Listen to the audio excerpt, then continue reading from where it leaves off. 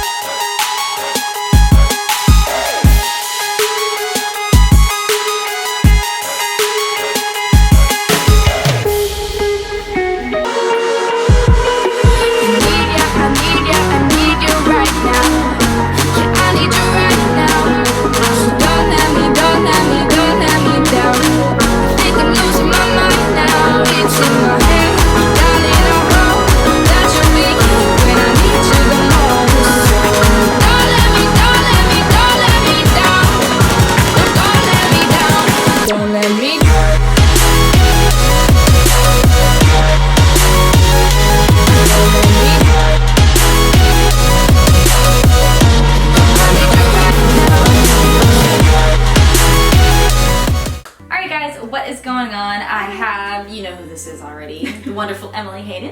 We actually haven't done a Q&A question video together in a while since we traveled together. Emily was saying if you want to laugh for a minute, go to our first video. It's called 10 Things We Wish We Knew When We Started Our Fitness Journey. We'll link it or something. Well, yeah, we'll link it or something. And it was our first ever collab together, and we were still rookies. It was a year ago. They're so cute. And the dynamic was just really funny. So we're gonna do a little bit of a Q&A. We haven't done one in a while. There were questions on Emily's Instagram post that she posted with a throwback picture of us in Chicago. So we're gonna dive into the first question. Tracking macros and how it changed our fitness journeys. This is one of my favorite things to talk about. When I first started tracking my macros, I wasn't aware of portion sizes. I wasn't aware of what protein, carbs, and fat even were. Same. I didn't know what the nutritional value of food was. I didn't know how much my body required. I just didn't know anything about nutrition. You can take nutrition courses and learn about all that stuff, but if you don't practice it and you've never done it, and you've never tracked your intake and tracked your protein, carbs, and fat, and to continuously do it consistently over a period of time, you don't really know your body that well. So I really think that tracking macros is an amazing learning experience, and I think everybody should do it for a period of time. At least for a month, probably minimum, just to see what your body responds to, knowing how much it takes for you to maintain, knowing how much it takes for you to gain, knowing how much it takes for you to lose fat, and just having that knowledge in your head about portion sizes, I think is something really important for everyone to learn, just to be a healthier person and to be aware. Being able to have that control over your body is something that I was really excited about when I first learned about tracking macros, because before then, I was kind of just guessing. I was maybe if I eat a little bit healthier, have an extra salad instead, maybe my body will change. I don't really know. I know for me, whenever I first started, I didn't know, like she did, I didn't know anything about portion size or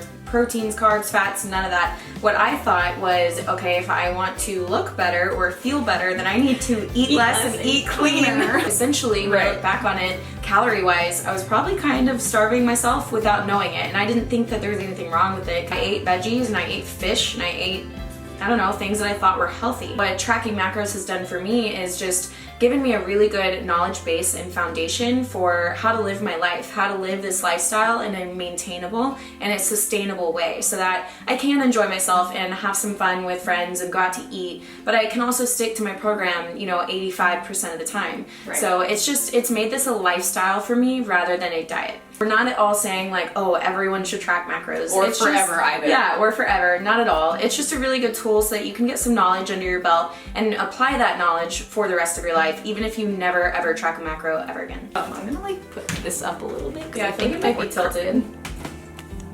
Oh, we were definitely crooked. Sorry guys. Y'all. Now we're on the level. Go home, camera, you're drunk. Oh, wrong way. Try again. 1, 2, 3. And we're back. Okay. What keeps us motivated in the off season since there isn't a tangible goal? Sticking to your plan just has to be something that you really want to do. If you don't prioritize that, if you don't really want to change, if you don't want to change your body, if you don't want to become healthier, it's something that you want to have to do. So whenever I talk to someone new who might be asking me about macros, who might be asking me about nutrition and training, I really kind of like see what their questions are like, and I'm like, I can tell automatically like you don't really want to change, or you're just not ready to. I can tell the questions from someone who just really is interested, and they're asking questions and they're really curious and they're like, okay, how do I start? That's someone that really wants to do it. So if you really want to do it, you're going to prioritize it and you're just going to do it. I think a lot of the time people will get bored with what they're doing and they don't think to change things up. So, you know, if you're someone who you're struggling to stick to your program, are you going to the gym too many times a week? Do you need more time off? Do you need to incorporate like a yoga day, or, you know, start a kickboxing class, or do something new or different? Is it fun for you? So yeah, do things that are fun for you, because that's how you're going to make this a lifestyle. If you're never ever going to compete and you just really enjoy lifting, it's normal to go through periods of like not feeling motivated and not really wanting to do it. And then you come to the question of, why would I do it if I'm not competing and I'm feeling unmotivated? Like, what's my motivation to keep doing it?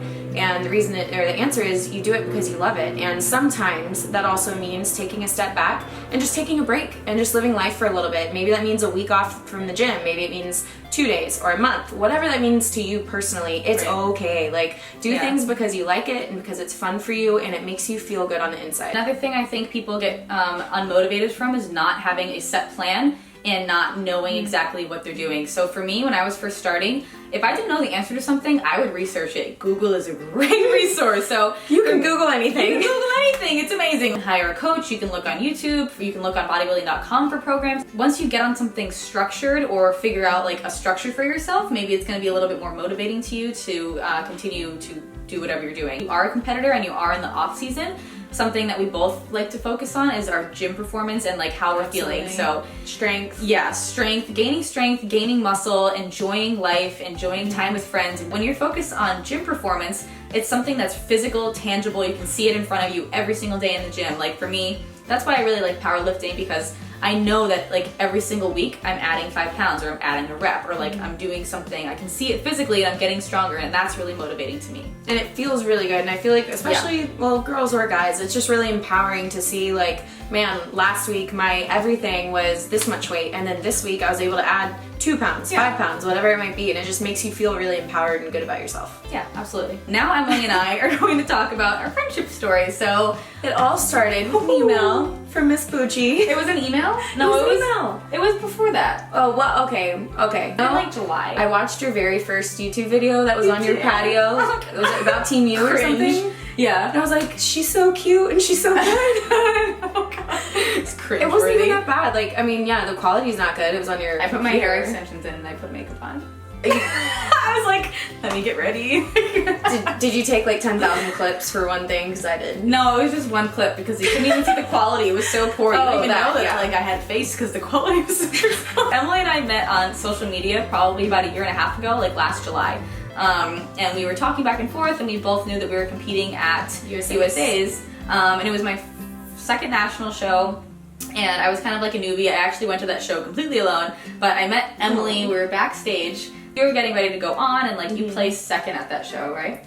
Third. So I was runner-up. You were like runner-up to your pro card, so like she was super experienced, and I was kind of like intimidated, but I was like, she's so nice. Like, oh my gosh. And then I remember I think it was after or right before finals, I saw you walking with someone else, and she was like, good luck, and she was like so happy for me, even though we weren't like necessarily the greatest of like in-person friends yet. And then I think after that we just kind of like kept in contact. Anaheim Fit Expo. And then the Anaheim Fit Expo, she came by herself to the expo, which I was like, I was like, whoa, like this girl, she's like, I'm just gonna go to the Anaheim Fit Expo. I don't know anybody except for Emily Hayden. Let me just go stalk her. But I like respected that, and I was like, dang, like she's willing to put herself out there. Like that's hard to do. I don't know if I would have done that. Yeah, it was hard. Gone by myself. I had just moved to the new state like 3 months prior, and I literally had no friends for like 3 months because I was just really isolated. And I was like, you know what? I'm gonna put myself out there. So I went to the Anaheim Fit Expo. I was like, hey Emily, where are you? And then she was at a booth that she was working for, and I ended up just going up to the owner of that, and I was like, y'all need any more athletes? And she was like, yes, absolutely. Actually, like I'm looking for someone else to come to the Olympia with us. And I was like, this is awesome. I've been dying to go to the Olympia for like years now, and now I get to go with Emily. We stayed together, we worked together all weekend, we went out together, we drove together, like we ate together. We did everything together. I found the selfie. Nachos. Do you remember the selfie that we took at that gym when I was wearing like the blue leggings? Yeah. At the gym that night. I found that, and we looked so Insert little it here. and cute. Insert here. It's so cute and and we're both like, you can tell it's a new friendship even from a selfie. Yeah. But it's So funny. adorable, and we like just became even better friends after that trip. And then she ended up actually watching. I watched your my dogs babies while till you you got married. married. Yeah. So, but it's like by the time of our wedding, we had like just become really good friends. We were like, Yeah. I should be there. Yeah. But the next best thing was to be able to take care of her dogs while she was getting married in her honeymoon. She lived like an hour away from here, and she ended up moving here in May, and now we live in the same complex, and it's like super fun. And I was gonna say, when I lived an hour away, she would like drive an hour to where there like just was hang out with nothing, her. just to come hang out with me. So like she absolutely put in the effort, and like I would go down there too, but there was also more incentive because there's like the gym, it's Venice, there's everything here, the beach, like Where would she come- lived was like it was like middle of nothing. nowhere. So like and I just wanted to go hang out with her. there was like not much incentive, so she like went out of her way. So I appreciate that. Aw, this is cute. This is cute. Liz. Thanks for asking. Thanks. Last and final question that's really, really relevant for what we're both going through right now is transitioning into an off season. What we love about it, what we find really difficult, what changes in our training have happened, and Any tips that we have. So going into an off season is something that is more mental than it is anything else. And I know for me, going into an off season has been different every single year. I'm just always in a different space. I have different headspace going on depending on the year, what I've been through, and it's also a learning and growing experience. I don't really like to call it off season. I call it improvement season because I don't really take time off. It's like a life thing that I do. It's a lifestyle. It's kind of like how I just live. It's kind of how I live. It's the fact that you have to accept that you are going to put on more body fat. And for me, during this previous prep, it was one of the hardest preps that I've ever done, and I got down to a body fat that I've never gotten down to before. And while I was getting down to that, I remember I would like take a progress picture, and I remember like one specific day I was like, whoa, like I like how I look, this is awesome. And immediately I followed that thought up and I was like, no, like Emily, no, Emily, this is not realistic. That girl, you're grounded. It's not realistic, it's not maintainable. What are you, and then I had to ask myself, what are you doing to achieve this physique? And you know, it was, I'm constantly decreasing my calories, I'm doing more cardio. I definitely had a very healthy prep, and I'm so thankful for that. But no matter what, prep gets to a point where it's very hard and it's not a lifestyle. So I think a lot of it is just kind of preparing yourself before you go into improvement season with knowing that what your body looks like right now is not maintainable, it's not ideal, it's for the stage, and then you go back to a lifestyle type of look.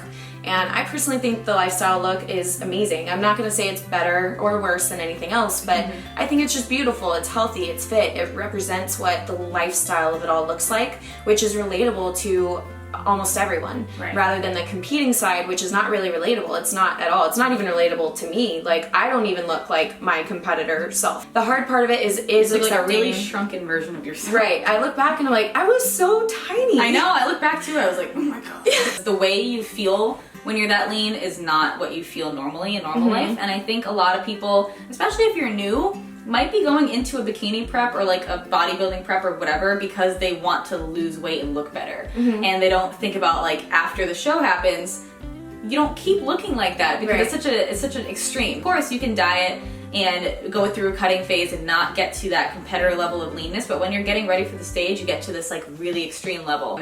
And if you're just going into a prep thinking like, this is actually how I went into my first prep. I was like, oh, I just want to look better, so let me do a prep. And you don't think about the afterwards. You don't know that the off season is like actually what you're supposed to look like, or the improvement season. That healthy, a little bit higher body fat, especially for females, is what you're supposed to have. Which, by the way, is a very healthy, very athletic body fat. It's a normal body fat for a healthy, active individual. So it's not a high body fat. Like, it's not high. Not at all. It's just higher than competitors, and that's what we're trying to say here. So when you like go through prep and you're just like every single day you're getting leaner, yay, or for most people anyway. For me, for a lot of people, it's not necessarily like every single day, but regardless, you're getting leaner over a period of time. And you're always looking at yourself and analyzing your body and waking up and taking progress pictures and ab checking and stepping on the scale, and you're just like always focused on that. And then once you have to switch gears, you just have to really, really, really prepare yourself to not do that as often. I don't weigh myself pretty much ever. I don't really take progress pictures anymore because that's not my goal. My goal isn't to lose fat right now. I don't ab check every single day, like a couple times a day. Like that's not something that you're supposed to be doing. Nope. You're not just gonna randomly really, let me check. No. Okay, goodbye. Just checking in and making sure you're doing okay down there. about this, but it's only because we've been through it a couple of times. Tips that we have a plan post-show. That's like number one tip, have a plan. It's really, really important, especially the first like few weeks after. So like she said, stop all of those habits that you've been doing, like weighing and checking your abs. Like I purposely would not do that stuff just because there's no point in doing it, because you're not gonna look leaner and you're not gonna maintain where you're at. You are going to get not as lean. But it's not a bad thing. Like, it's not a bad thing that you're backtracking. Not like at all. It might look like this is the opposite of what I want to do. Like this is farther away from where I want to be, but it's actually really important. Like she said, last year we were actually kind of on the same wavelength last year. Yeah. Like we both stuck to our macros so well, like literally throughout the entire improvement season. I needed that accountability and I wanted to do it. It made me happy to track. I wasn't obsessed with it. It just made me feel good and it made me feel like, okay, I can do this. This year, it's a little different. It's a little different. I told my coach straight up, I was like, look, I have no desire to further my deficit. I have no desire to reverse. I want to go ahead and get back to a lifestyle level of, athletically lean or whatever that might be. I want to get to that as quickly as I can, as long as it's, progressive. So I basically eyeballed portions. I used my knowledge of macros, and I still to this day, I'm kind of like intuitively eating, I guess. And I never thought that I would do that. Right.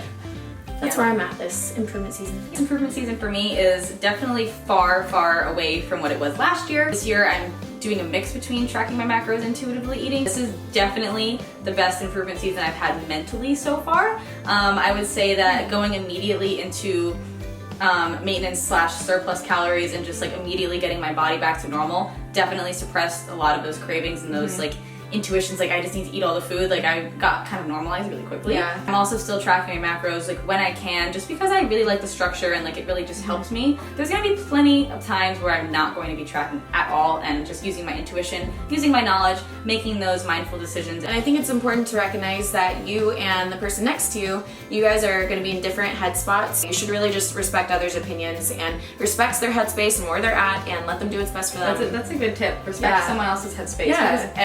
Don't compare yourselves. Don't compare yourselves. That's going to be the ending of this video, guys. Thank you so much for watching, and I'll catch you guys in the next video. Go check out Emily's if you haven't already. Thanks, guys. Love you. Bye. Peace. Now, go watch 10 things we wish we knew when first starting our fitness journey. We'll link it here, and you guys can get a good laugh.